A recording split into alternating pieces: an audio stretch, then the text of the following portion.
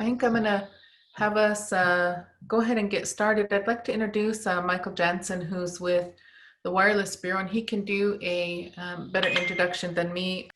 Michael? Thank you very much, Danae. I am Michael Jansen. I am the director of the Federal Communications Commission's Rural Broadband Auctions Task Force, and we coordinate and oversee the use of auctions to distribute universal service support, that is funding, to support the deployment of broadband in unserved areas. And I'm happy to be with you today and to talk about the opportunities that we have coming up for the whole country, but specifically for tribal entities and tribal stakeholders in the Pacific Northwest. Sorry, just one moment while I get this transferred. I can start sharing my screen, Danae, whenever you're ready. There we go. Thank you, Michael. I'm now sharing my screen. I'll mute myself so I don't interrupt. And I want to show you some of the resources. So what I'm going to talk about today is mostly what we call Auction 904. And to find the Auction 904 webpage, you can just type in Auction 904 into Google. It will be the first result that comes up. Auction 904 is what we call the Rural Digital Opportunity Fund Phase 1 auction. And this website has all of the information about this program. We update this website regularly. It has all of the latest information. It has all of the educational materials and all of the releases all in one place. The first thing I want to do is to show you that on this page that you start out here with Auction 904, there's a map link. And you can click the map link, and that will bring up an interactive map that shows you the preliminary eligible areas that could win money in this program.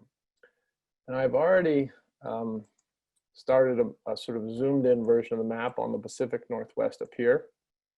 And I want to talk through a little bit how you can use this map to get a sense of whether or not this program might be right for your tribe or tribal provider. So one of the things you can do with the map is that you can zoom in to particular areas, and the one that I'll start with is the Makah Indian Reservation in Northwest Washington. Now, the Commission has chosen to use census block groups as the minimal bidding area in the auction, and I can talk a little bit more about that, but what you want to do is you want to click census block groups as the unit that you're looking for, and then you want to click on one of the areas that's in dark blue. Sorry, I misclicked it twice. I'll click it now. Now. This shows you that this census block group, and that's the number of the census block group, and that's on this part of the Makah Indian Reservation, has 202 eligible locations that could win funding in this process.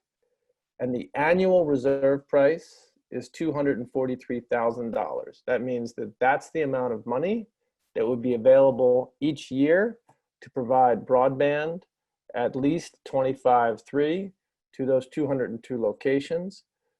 The term of support for this program is 10 years. So the total amount of support that's available is $2.4 million to provide broadband to these 202 locations in this census block group. Now, this census block group is made up of census blocks and the individual locations that I mentioned. There's another census block group over here that is a different census block group, and this has 264 locations and a starting reserve price of $320,000 per year. Now, it looks to me like this census block group may overlap a little bit with the reservation or may not be on the reservation, but it shows you that in this area, there's another potential $3.2 million that could be won to serve just shy of 300 locations. And on the reservation itself, there's the potential to win $2.4 million to serve 202 locations. Now, this map is just a tool that allows you to visualize the data. on the main page, you can download the data files and you can look at the specific census blocks and the specific census block groups, and you can understand how much is available in each area. Now, if you look a little further down the coast at the Quinault, I hope I'm saying that right, reservation, you can see that there is a census block group here in which 445 locations are eligible with an annual reserve price of almost $200,000, meaning that about $1.8 million in support is possible to be won to serve these locations in this area and then in this area of the reservation. Now, if there's other questions or there's other reservations that people want me to look at, I can do so now before I talk through the slide deck, or we can come back to this later. You can see here by White Swan on the Yakama Nation, there is a 291 locations with potentially $440,000 of support available, which would be $4.4 million over the term of support. That census block group goes from, there's blocks over here as well. There's another census block group here that's just south of Toppenish that has 73 locations and potentially close to $400,000 that could be won to bring broadband to those locations. Michael, we have some individuals from Southeast Alaska. Could we take a look at the state of Alaska, please?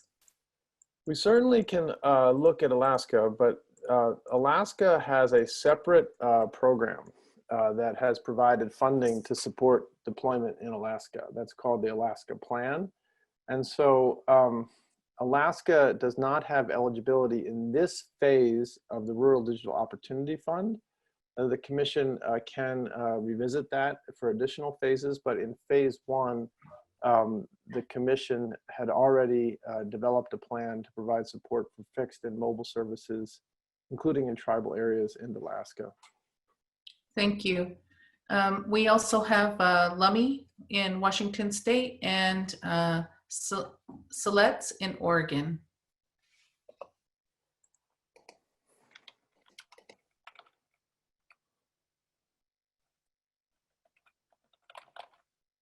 I think that I tried to look this up before and I had difficulty. Could you give me the name of a town that would be close to the Lemhi Reservation or the Lemhi Nation? Bellingham.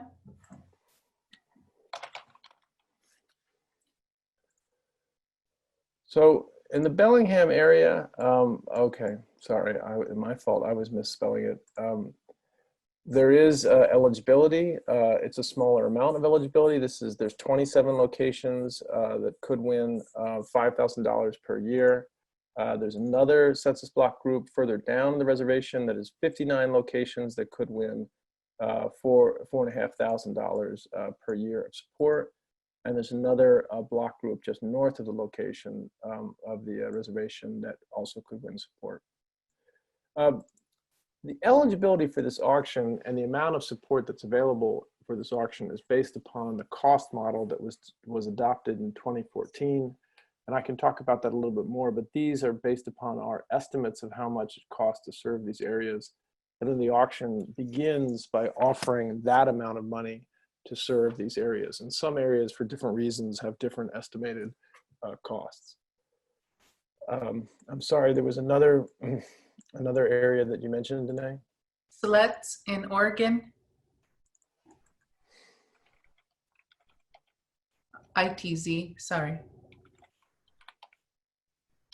Nope. Am I spelling it wrong too? Let me look. Oh, SILETZ.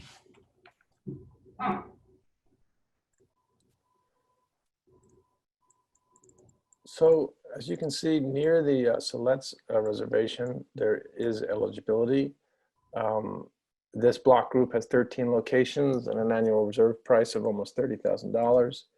This block group has almost 200 locations and an annual reserve price of close to $100,000, which would mean potentially $1 million worth of support over the term of support.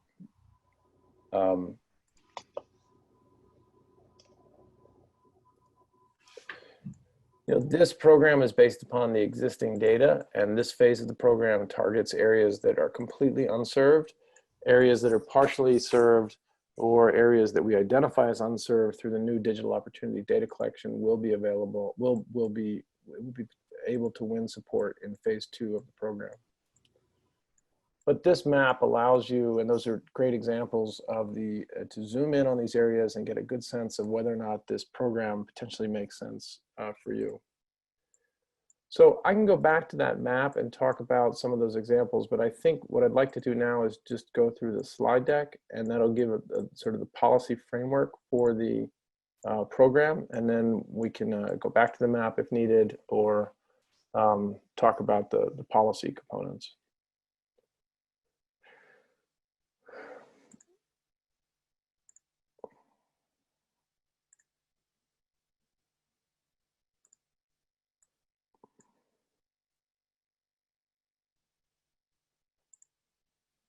So as I mentioned, what I'm mostly talking about today is Auction 904, which is called the Rural Digital Opportunity Fund Phase 1.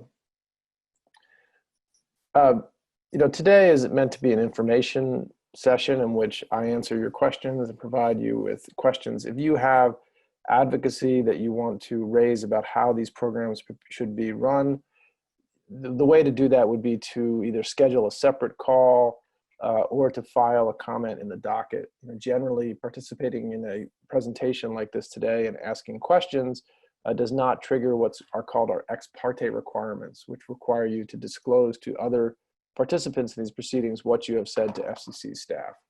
So what I would say is generally today is meant to be informational and not an advocacy forum. And if you want to have a forum for advocacy, we're happy to set that up separately.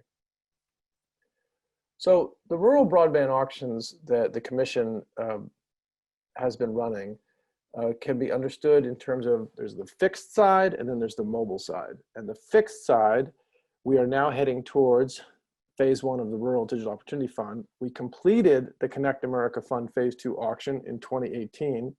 That awarded $1.5 billion over 10 years for fixed services. We now have a new program that will be up to $20 billion over 10 years for fixed services.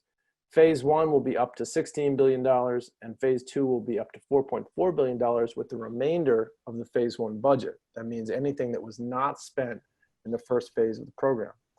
The phase 1 auction is scheduled to begin on October 29th of this year. On the mobile side, we have just released a notice of proposed rulemaking to provide up to $9 billion of funding to support mobile broadband services, the most advanced services with 5G, with up to $1 billion for deployments that facilitate precision agriculture. In that proposal, there is a very significant $780 million reserve that is proposed to bring mobile broadband to tribal lands. And I would certainly encourage tribal entities to be focused on that proceeding and to weigh in terms of how you think that proceeding should move forward. That is, the comment deadlines are this summer. And if you're interested in commenting on the mobile side of this program, you certainly can talk with ONAP about that, or we can have separate conversations about that. But there is a $780 million reserve just for mobile broadband to bring it to tribal lands in that proceeding. But that's on the mobile side, and I'm not going to focus on that today. Michael, we have a question in regard to, Jeffrey Stump asks, are those amounts in 2014 dollars, the year of the cost model?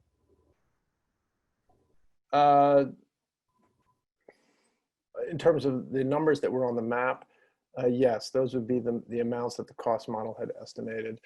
That's a good question, whether or not there's been an inflation adjustment between 2014 and 2020. And I have to admit, I have not gotten that question recently. I think that the estimate is the 2014, but I will, if not, I will circle back with you afterwards and confirm that. But that's a great question. So the RDOF program and the auction that's going to commence in October is based upon the success of the CAF Phase 2 auction, which we completed in 2018. And a number of tribal providers successfully applied to participate in CAF Phase 2 and won support in CAF Phase 2. These 6 providers won a significant amount of funding. as much as $28 million in one case. Some other providers won smaller amounts of money, but also potentially very significant to bring broadband to their areas. I mention this because I know that there can be some concern that the rules and regulations for these programs can seem insurmountable to entities that have not participated in FCC proceedings in the past, or if they have found it very challenging. This is a complicated program, and there are challenges to participating, but it can be done by tribal entities, and it can be done successfully, and tribal entities can win support through this program, and they can be successful and very competitive in it. We are here to help tribal providers that want to participate in Auction 904. ONAP is focused on making sure that you have all of the education materials that you need and that any of your questions are answered. It is a competitive process, and it is an auction, and there does need to be some, you could say, independence on the part of applicants, because they need to apply on their own and they need to compete on their own. But in the run-up to their application, we are happy to talk with them and make sure that they are in the best potential stance to be successful and competitive in this program. Another thing that I'll mention at the outset is that the Auction 904 and the CAF is very similar to CAF Phase 2. The two-step auction application process is largely the same, but there are some differences. The per location funding threshold is lower. What that means is that more areas are eligible for support this time around because the cutoff for the cost model is lower. If the cost model estimated that you would require a $45 subsidy, then you would not have been eligible in the prior program, but you would be eligible in this program. And we have further lowered that threshold for tribal areas so that even more tribal areas are potentially able to win support. And that is why some of the tribal areas, the initial reserve price may seem low, but that's because we've lowered the threshold to make sure that more of those tribal areas can be included in this program and more areas potentially could win support. The other component is that we have changed the per support cap so that it is higher in this phase than in the prior phase. So more money is available per location. We also have increase the cap even more for tribal areas as well as areas lacking 10-1, so that there's an even higher amount of money that's potentially available in those areas. That part of the program is to ensure that we are not able to provide funding to every area if it has, let's say, astronomical costs, but we are able to provide funding to more areas because the per location support cap is also higher.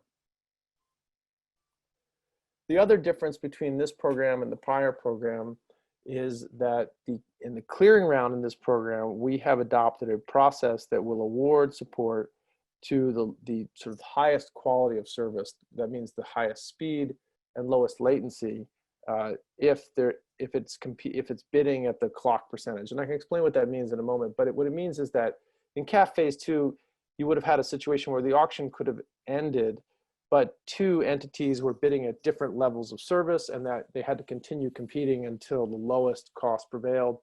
There's been a modification to this system so that in this go around, you potentially can award support to a higher level of service when the auction is able to close and not have to go all the way down for that competition.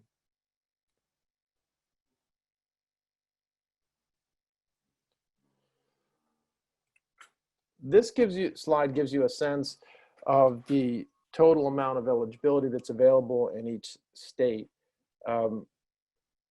Some states have a significant amount of eligibility. There's a significant amount of eligibility in the Pacific Northwest with over 100,000 locations in Washington State and close to 100,000 locations in Oregon.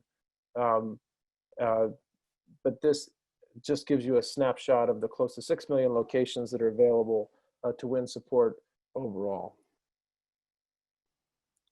And this is just the national map of potential eligibility. So what is the timeline for participating in Auction 904? On June 9th, we adopted the Auction 904 procedures public notice, and that set out the application procedures for how to apply to participate in the auction, how to bid in the auction, and how, if you are a winning bidder, how to win support, to ultimately be authorized to receive support in the auction. On this past Monday, we made an auction tutorial available. This is an interactive online tutorial that allows you to understand how to apply to participate in this program. We also released written instructions about the application, and that allows you to understand how to apply to the program. The short form application filing window will open on July 1st, and the short form application window will close on July 15th at 6 p.m. Eastern Time. It's very important that if you're interested in applying and participating in this program, that you do not miss that deadline. We've had unfortunate cases in the past where some entities have missed the deadline by a very small amount of time, but in order to maintain auction integrity, we have had to deny those applications. You can submit an application and certify to it, and then if you need to work on it again, you can come back and revise it. But if you do not submit an application by the deadline, you unfortunately will not be able to participate in the program.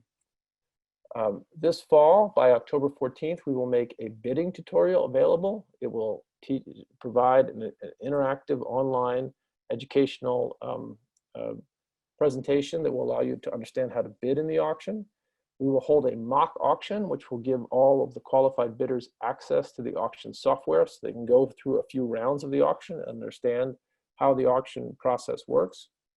We will commence the auction on October 29th.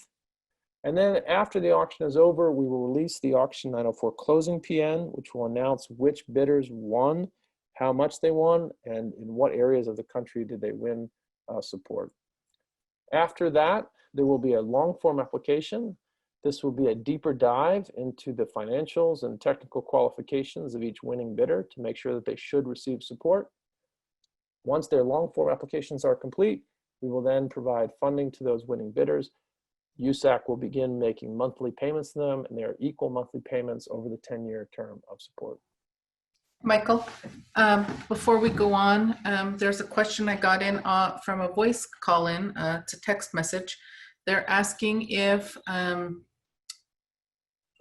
they can make amendments. So if they, in order to meet the July 15th deadline, they are still a closed reservation due to coronavirus. Are they able to use an estimated engineering and estimated costs for the 15th deadline because they can't have anybody come on site? So you should apply. You should submit that question also to Auction 904 at fcc.gov so we can make sure that our team of experts is aware about that situation.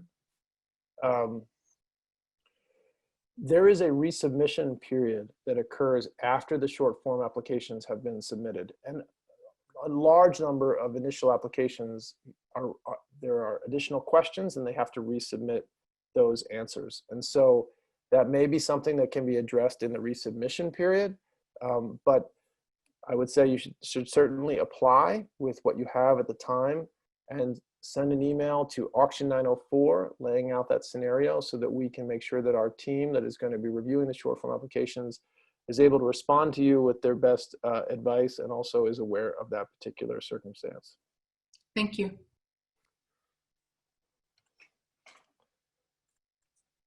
So the Auction 904 bidding will be very similar to the CAF Phase 2. It's a descending clock auction. And it's descending because we start with an amount of money that we are offering, which is the reserve price, and then each round is a decrease in the amount of support that you can win. And the decrease is like a clock that it clicks down, it denominates down in a certain percentage of the reserve price. When you bid, you are saying, if I receive the money that is being offered at this part of the auction, then I will provide the service to an area at a certain amount of the reserve price. You could say, I will take 90% of the reserve price. So you could say, I'll only take 100% of the reserve price, but that's your bid. And then the auction continues and it keeps going down until the lowest percentage of the reserve price wins the support.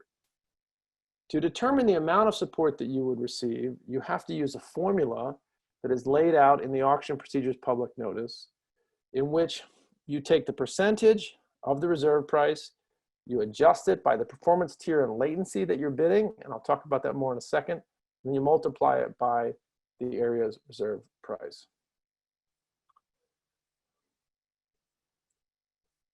In auction 904, you have the option to bid on 4 different performance tiers and 2 different latency tiers. This is a technologically neutral auction that allows you to use any technology as long as it meets these performance and latency requirements. The minimum that you can offer is 25.3. The highest that you can offer, in terms of, it has to be better than this, is 1 gigabit per second download speed and 5 megabits per second upload speed. For latency, there's 2 latency tiers, low and high latency. The Commission has to balance competing priorities in the distribution of universal service support, and we want to make sure that we provide as much funding to as many locations as possible while also preferring higher speeds and lower latency services. The most competitive bids in the auction will be those that are at the gigabit and low latency performance and latency tiers. You can offer other levels of services, but your bids will be weighted down, meaning that you will receive less of the reserve price if you win when offering those performance and latency combinations. To understand how the weights work for a particular area, you need to use the formula that is in the auction procedures public notice and enter a percentage of the reserve price plus the weight that you will be bidding on, and then multiply that times the reserve price to understand the amount of implied support that would be available. Auction 904 will clear when the aggregate bids for support decrease to within the budget. That means when there is an equilibrium, a potential equilibrium between the supply of money and the demand for money. The supply of money is the budget, which is $16 billion. And the demand for money are the bids. And so the auction will start at a higher point in which there is more demand for money than the budget can provide. And as the auction moves forward, there will be an equilibrium potentially between that demand for money and the supply of money. And at that point, the auction could conclude. And we call that point the clearing round. In the clearing round, there is a provision that we adopted that means that we will potentially award support for bidders that are offering the lowest tier plus latency service. That means the highest speed and lowest latency at the clock percentage. That means that they don't have to keep competing to go all the way down the clock percentage with another bidder that is offering a slower service with higher latency. After the auction clears, then there is the auction closing. And the auction closes once the budget has cleared and there are no areas with competing bids. You can have areas where you have 2 providers that continue to compete after the auction clears, and the auction concludes once all of that intra-area competition has been concluded. If you are interested in applying to participate in auction 904, you have to submit a short form application by the deadline. As I mentioned before, and I'll emphasize again, late applications will not be accepted. They have to be submitted by July 15th, 6 p.m. Eastern Time. I strongly encourage everyone to submit their applications with ample time to spare and not wait for the last day. If you submit your application and you need to revise it, you can go back into the system and revise it. But if you don't submit the application by the deadline, then you will not be able to participate in this program. If you have questions about the application, you can submit those questions now. You can get your questions answered this week or next week. And you can also submit your application early in the process and then revise it if it's needed, and then recertify it again. But that way there's no risk of you missing the application deadline. Submitting a short form application does not obligate you to bid in the auction. All you need to do to participate in the auction is complete the short form application. But once you complete the short form application, you can just choose that you don't want to participate in the program and not bid in the auction. To complete the short form application, you have to submit financial information, ownership information, technical information, and information detailing your previous provision of telecommunication services, if applicable. One of the questions that we often get is about whether or not small entities or new entrants can cooperate with other entities to form a consortium. And the answer is yes. A consortium is an entity that's made up of multiple parties that participate in the auction as one applicant and one bidder. If you want to form a consortium, you have to choose a lead entity that will certify how long it has been operating, and it has to submit its financial statements. All of the other information, the ownership information, the responses to the Appendix A questions, spectrum access, for example, must be submitted by each member of the consortium, and you have to provide a roadmap to how the consortium plans to deliver the services that it is going to compete to win. A consortium bids as its own single entity in the auction, but then after the auction, it may divide its winning bids among its members after the auction concludes, and those entities can then become the authorized recipient of support and the providers of the services. Michael, do tribes already have to be an ETC to enter the auction, or can they be in the application process for ETC? No, you do not need to be an ETC to apply or to be qualified to bid or to bid in the auction. We have designed this program to be open to new entrants, and we understand that some entrants are not ETCs, and so it is open to non-ETCs to participate in the auction. You do need to become an ETC after the auction in order to receive support, and that's by statute. But that can be completed during the long form application, and it can be completed by winning bidders.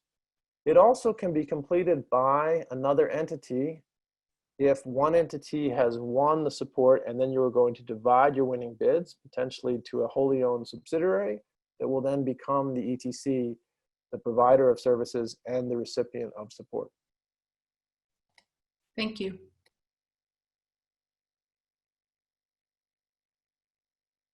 One other rule that I'll mention is the prohibited communications rule, and this is an important rule for auction applicants to understand, because while you may be aware that there are quiet periods associated with auctions generally, the quiet periods that are associated with the FCC's auctions are a little different. The first is that it applies to any applicant, and it applies far in advance of the auction. It does not just apply to auction participants, and it does not just apply during the auction. The prohibited communication rule prohibits an auction applicant from communicating with any other applicant in any manner the substance of its own or one another's or any competing applicant's bids or bidding strategies. This means that if you are applying to the auction, you cannot share any information about where you plan to bid or where anyone else plans to bid with anyone else that is potentially involved in the auction. This applies to applicants starting at the application deadline, whether or not they qualify to bid. It includes the entity that submits the application, any party controlling that entity, any party controlled by the applicant entity, or controlled by another party controlling the applicant entity.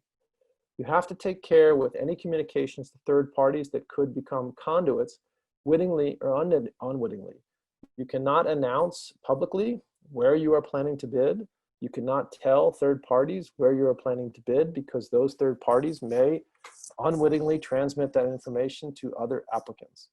If you have any questions about the prohibited communications rule, you are strongly encouraged to reach out to our experts at Auction 904 at fcc.gov, and we will talk with you about this. There are significant sanctions and significant penalties for violating the prohibited communications rule.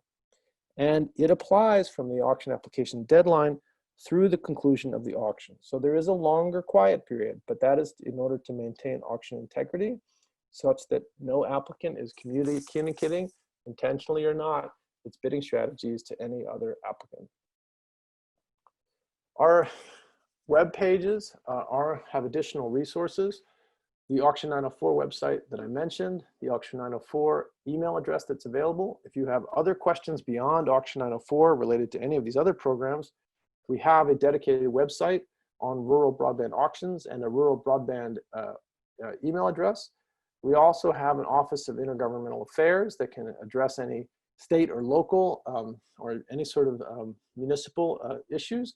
And then we also have our Office of Native Affairs and Policy, which is able to answer any questions that tribal providers or tribal entities or tribal stakeholders have about these programs. Michael, I just wanted to make sure that the, oh, you have it right there. The slideshow, there's a question from Teresa about getting a copy of the slides. They are available on the website, correct? This slide deck was, I can make it available. I Okay. can give you the slide deck to post, yes. Thank you. So that's the conclusion of my slide deck. I'm happy to go back over any slides or go over the map or to answer any questions that anyone may have about any aspect of this program. We want to encourage tribal participation in this program. We want to encourage tribal entities to be as competitive as possible. You know, we are administering a federal program, but you know, and we are trying to do the best that we can at this level. The solutions to broadband, you know, often are a combination of federal funding and local know-how and local solutions. And so you have a lot of, you know, information that, you know, and expertise that can be brought to bear in this regards. And I'm happy to take any questions that you can have and help out in any way so that as many tribal entities in the Pacific Northwest can compete and be successful in this auction.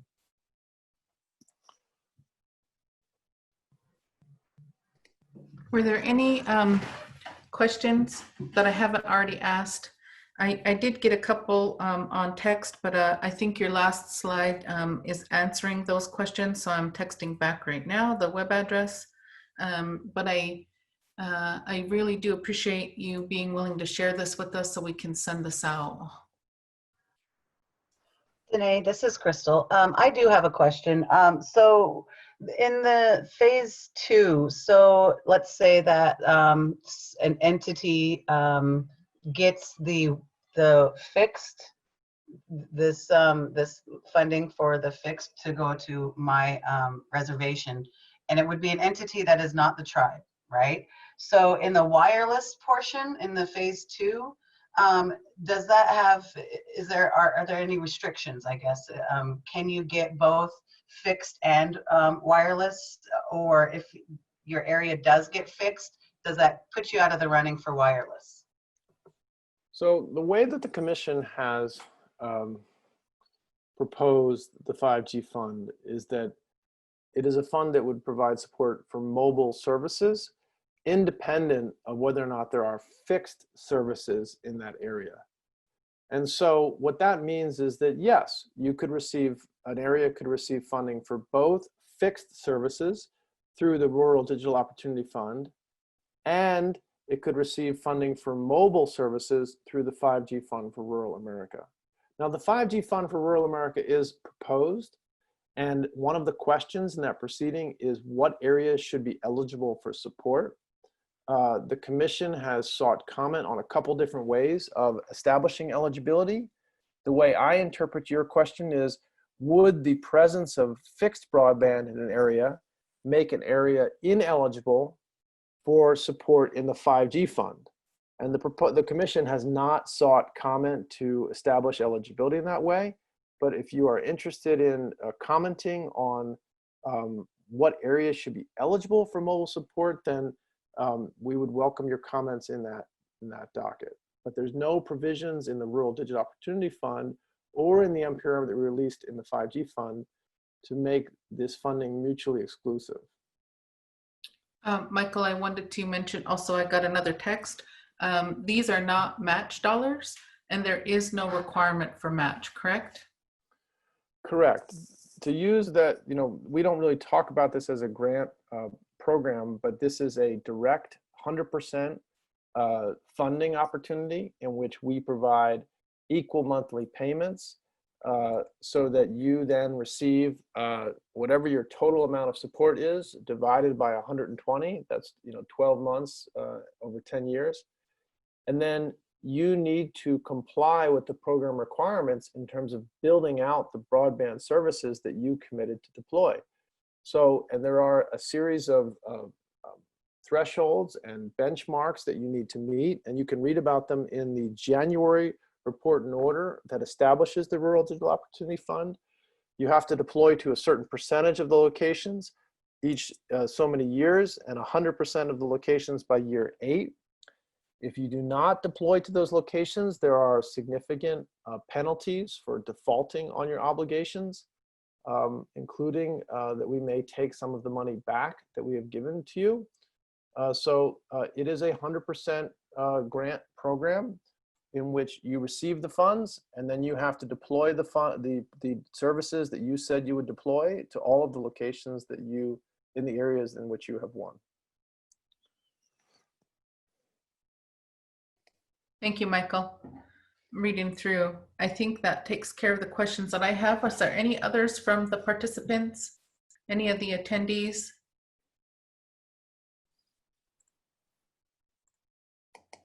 I really want to thank everybody for their participation, and I'm really thankful that you all hung in there and we were able to take a look at coverage for your individual reservations. If there are any follow-up questions, again, the email is auction904@fcc.gov, or you can email native@onap, O-N, I better type it in here.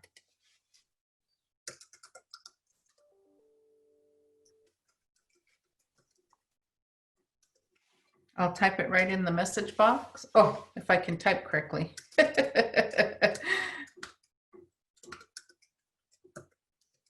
There we go. Okay, so if you have questions, please feel free to reach out to them. They've been really responsive. You can email and generally get same-day response depending on the time of day. I've been very, very fortunate to have them answer questions as they come up. And then on consortiums, if there's an interest in developing a consortium, there are some specific rules to that, and they can go over some of those rules about what that needs to look like in terms of the application coming in. So if there are no other questions, we're finished early, and give you back some of your sun-filled day if you actually have sun. Anybody else have anything? Thank you all so very much for your participation. Have a great afternoon. Thank you, Danae. Thank you all.